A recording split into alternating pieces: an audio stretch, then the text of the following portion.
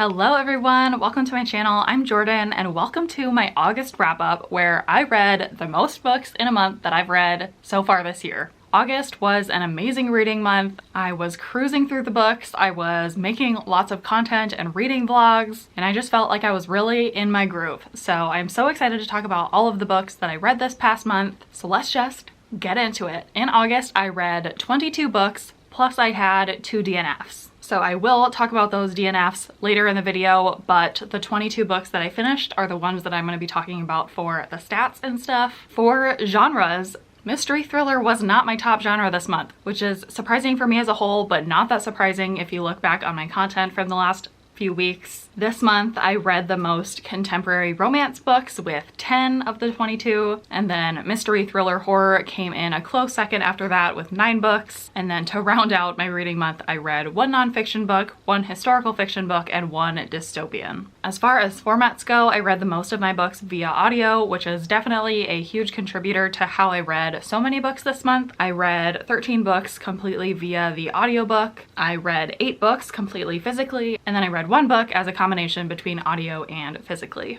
So as I mentioned, I was on my content game this month, so actually 19 of the books that I read this month were 4 videos and have been or will be featured in reading vlogs, which I will of course link and talk about through the video, and only 3 of the books were ones that I read quote unquote for fun, not for any kind of video or anything. And then as far as ratings go, again I DNF'd 2 books, so I leave those unrated. I had 0 1-star books, 4 2-star books, 8 3-star books, 9 4-star books, and only 1 5-star this month. So with that, let's go ahead and get right into the books, shall we?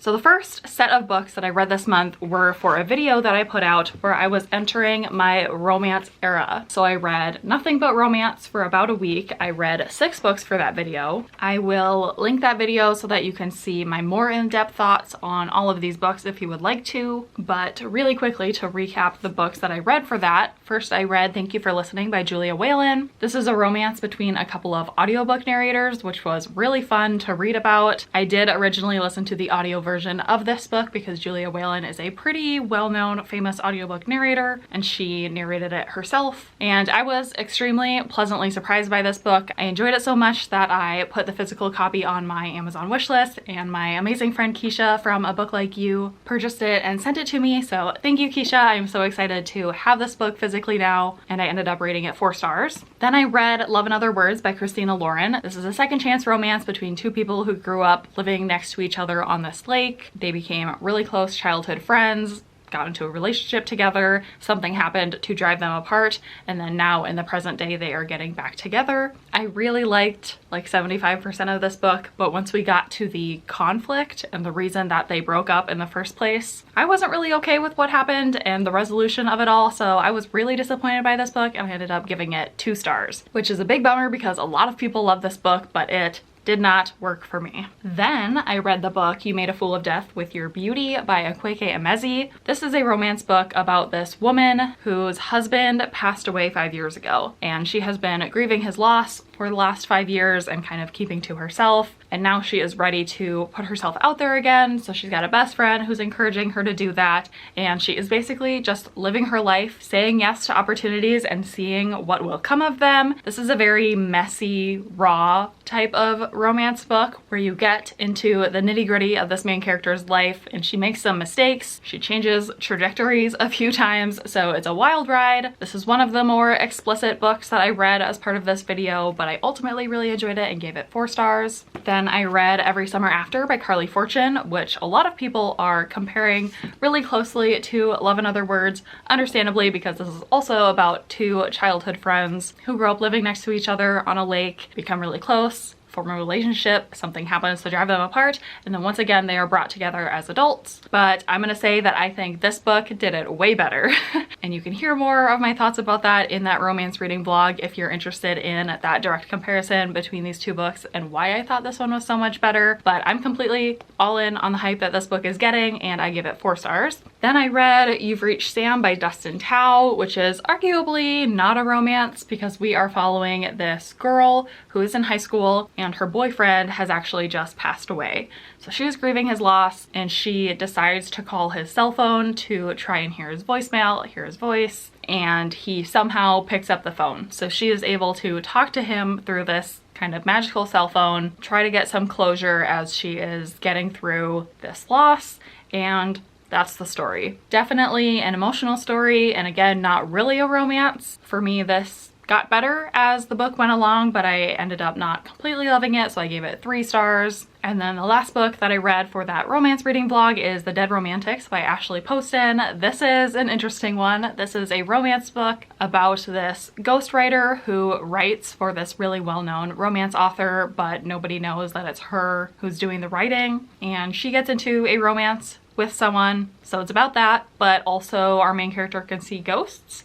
so there's kind of that magical realism element in it, so very unique. I had a fun time reading it. It wasn't life-changing to me, so I gave it 3 stars, but definitely a fun and unique book if you feel like all romances are kind of feeling the same lately and you just want something a little bit different to kind of spice it up. This is one I would recommend because it was definitely fun and different, and kind of fun being ghosty. If you're looking for something for the fall months, this might be a good option. Okay, so after that romance reading vlog got done, I was definitely in the mood for a little bit creepier, spookier books, so I participated in the Full Moon Readathon and did a whole vlog dedicated to that. I read 4 books that week. First was Notes on an Execution by Danya Kukafka. This is about a man who is being sentenced to execution for murdering multiple women. So we get a couple chapters from his perspective as he's counting down the hours to his death. But then most of the other chapters are actually following the women that he has interacted with throughout his life and had relationships and everything with, and how this man has impacted them. I was hoping to love this book a lot more than I did. I think part of it is that I don't really love reading from serial killer or villain perspectives, so I didn't connect with that. And then I also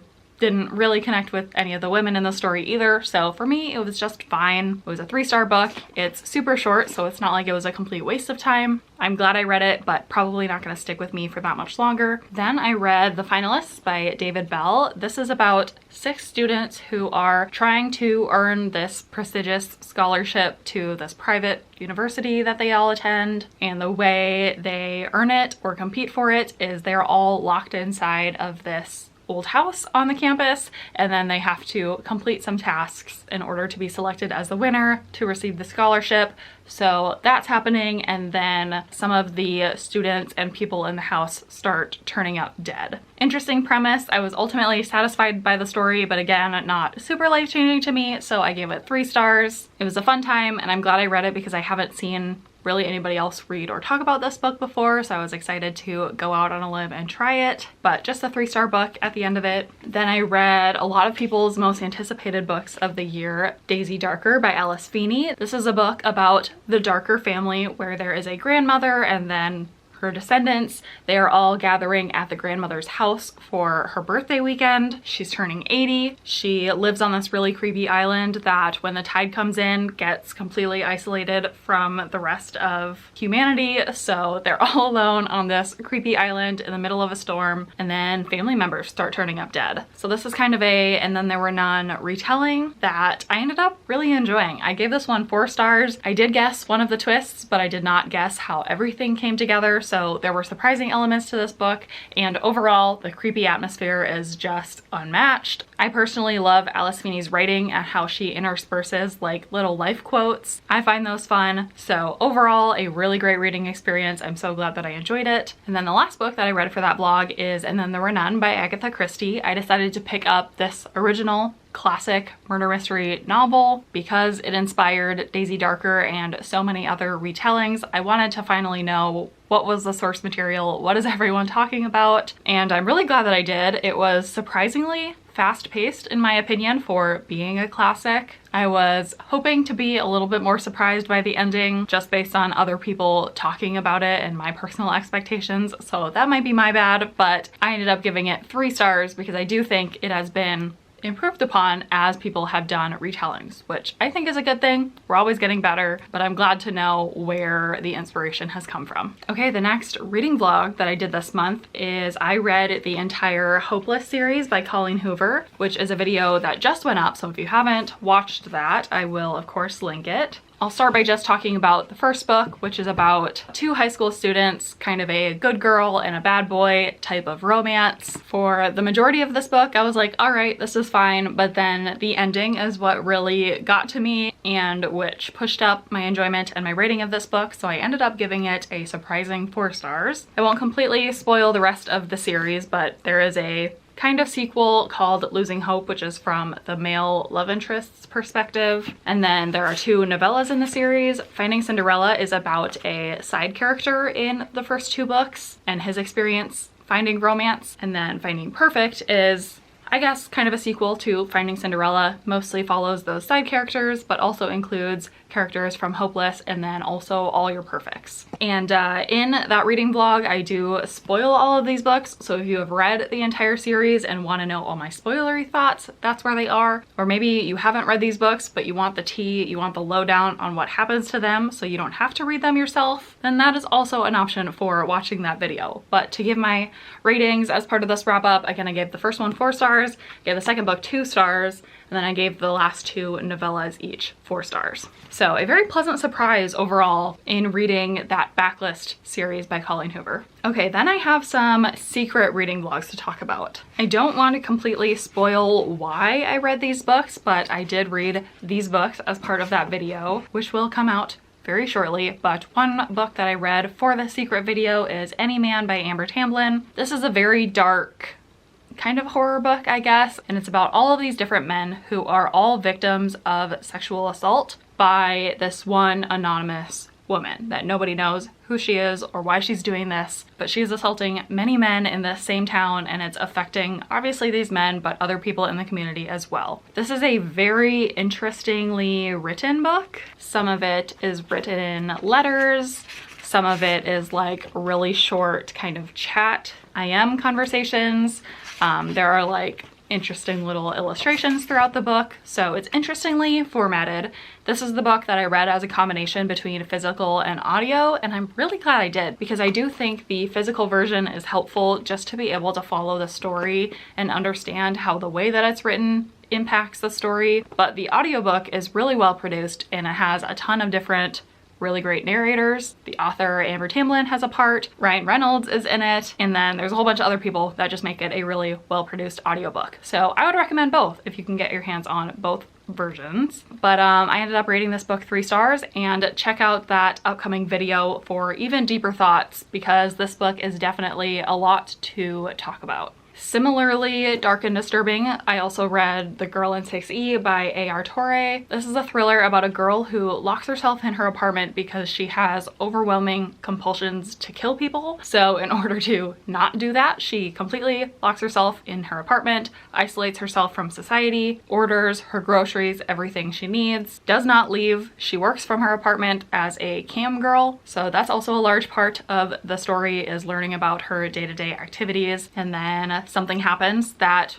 draws her out of her apartment, and it goes from there. I was hoping to love this, ultimately didn't. Gave it 2 stars. Again, I will save my more in-depth thoughts for that reading vlog. I was just hoping for a little bit more thrill and action and a little bit less about her cam girl activities and murderous tendencies. Then for that video, I also read Carrie Soto is Back by Taylor Jenkins Reid. This is a brand new release about our main character named Carrie Soto, who is a tennis star. She has really quick and early success as a tennis player and ends up setting multiple records, but specifically sets the record for the most Grand Slam wins. Then she goes into retirement, and then another tennis player comes up and is about to break her record, and so Carrie decides to come out of retirement, go back into training, and try to reclaim her title as the best tennis player of all time. This book is going to be so polarizing. It already is. I am so glad to say that I really enjoyed it, but I know a lot of people aren't going to. So I'm sorry for continually referencing my reading vlog, but stay tuned for that, because I go way more in depth about what I personally enjoyed about this book and what I think people either will or won't connect to in this book. But short version is,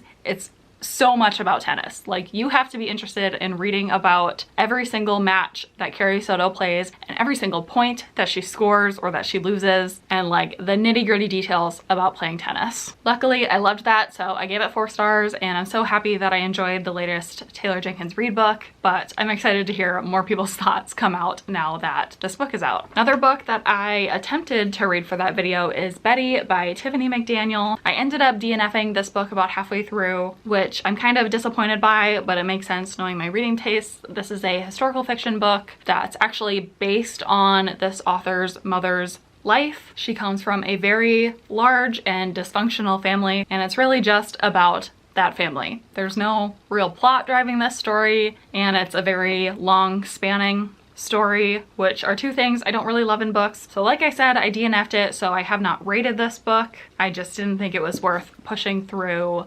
another like 250 to 300 pages for a book that I wasn't enjoying. So DNF'd that one. And then another book I DNF'd as part of this video is Whispers and the Roars by Kay Webster, which is a dark romance book. And I started it, I got like less than 10% into it, and I just was not feeling it. I knew it was not going to be a book for me.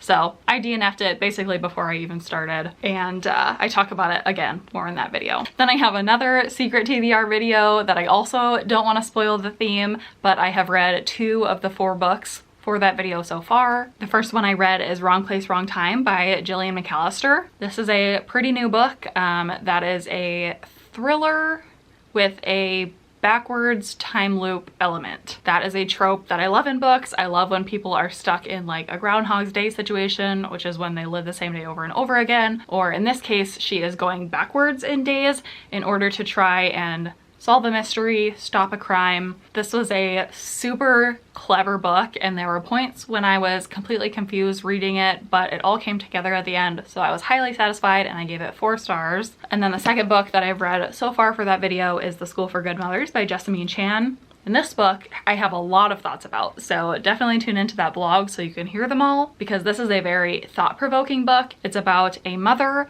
who leaves her toddler at home for 2.5 hours unattended. The toddler obviously cries most of that time, so her neighbors call Child Protective Services, and this mother has to undergo evaluation as to whether or not she is fit to be a mother anymore, and then she ultimately gets sent to this school for good mothers to learn how to be a better mother. And it's very dystopian in nature because the practices that this school does are questionable at best. But I loved the commentary and the thought-provoking aspect of it in terms of what makes a good mother. Is that something that you can measure and teach, or is it something instinctual and with a little more nuance? Obviously, one size does not fit all when it comes to parenting and everything like that. So I gave it 3 stars, but there's a lot more that's running through my head when it comes to this book. So stay tuned for that whole conversation. All right, and then now to the 3 books that I read not for any videos. The first one is Pieces of Her by Karen Slaughter. I read this for a couple reasons. One is it was Jessie's book club pick for this past month for her Sleep When I'm Dead book club. I wanted to read that book to be able to participate in her live show conversation. And then the second reason is because I actually attended an author event at my local library where Karen Slaughter came and did a Q&A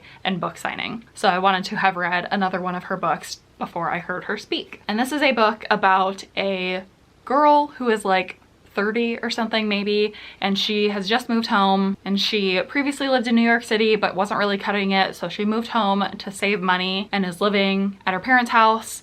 And she's out to lunch one day with her mother when something happens that exposes her mother, and that shows that maybe she isn't who she says she is. She has some secrets in her past that the daughter has no idea about, and the daughter ends up having to go on the run, and she's trying to solve mysteries about her mother and her past and finding out like, who is her mother? Who am I? What's going on? Is my entire life a lie? I thought this book was interesting, and I really liked how it all came together in the end. It was a very puzzle piecey type of story, and I liked the reveals. I just found it a bit long and pretty slow to get through, and I also didn't love the moments of confusion that I had in the middle as I was waiting for everything to come together. So not a great reading experience, but at the end I can appreciate that it was a good story as a whole, so I ended up giving it 3 stars. I do not think I will be continuing the series. The second book just came out. I also tried to watch the Netflix adaptation of this book. I am just not a TV show person. I don't know what it is, but I find it really hard to get into TV show series. So that's a me problem, not a book or TV show problem, but I know people have really liked the adaptation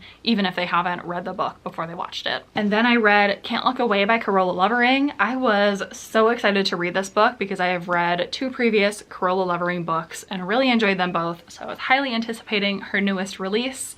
Unfortunately, it was not for me. This is very much a book that I would recommend to fans of The Last Mrs. Parrish, or people who are fans of domestic thrillers where it's just messy, like interpersonal relationships and people feeling threatened by new relationships and then like cheating on each other and miscommunication. That's basically what this book is, and that is just not my type of book. So part of me wishes that I knew that going in so I could have skipped it, but then the other part of me is like, you wouldn't have skipped it because you've loved this author's previous books. So I had to give it a try, but just not my thing. So I gave it 2 stars, but I know that there are people out there who love that type of messy domestic thriller. So if that is you, then I would potentially recommend this book to that type of reader. And the last book that I have to talk about is my only 5-star book that I read this entire month, and that is I'm Glad My Mom Died by Jennette McCurdy. This book is getting so much hype right now, I don't really even have to talk about it because I'm pretty sure every person watching this knows what this book is,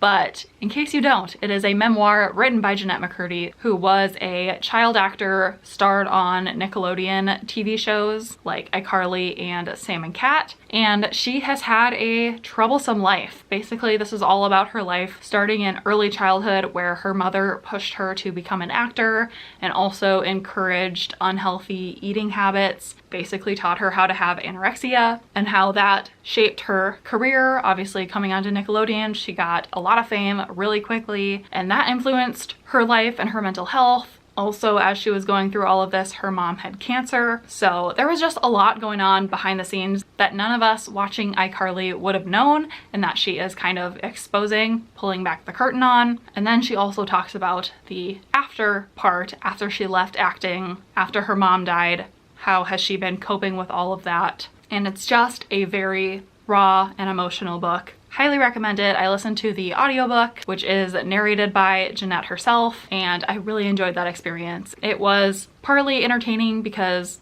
of course, it's always interesting to learn about the behind the scenes of show business, of Hollywood, of this massive network like Nickelodeon. And then there's the very disturbing part of it, that is her relationship with her mother, the abusive relationship, and how Jennette's relationship with her mother was just really conflicting and confusing because she was causing her harm, but she loved her mom so much. So that was just really hard and interesting to read about. So highly recommend it, gave it an easy 5 stars, and I'm so glad it's getting so much love and hype right now because I think it's a very important and eye-opening book as a whole. So that is it. That is my August wrap up. Super successful month. I'm so glad I got through so many books. Hoping I can keep that momentum continuing into September. Please let me know how your August reading month was. What books did you read? What did you think of them? Have you read any of the books that I mentioned in this video, and what were your thoughts? Other than that, I don't think I have anything else. So thank you so much for watching this video, and I will see you in my next one.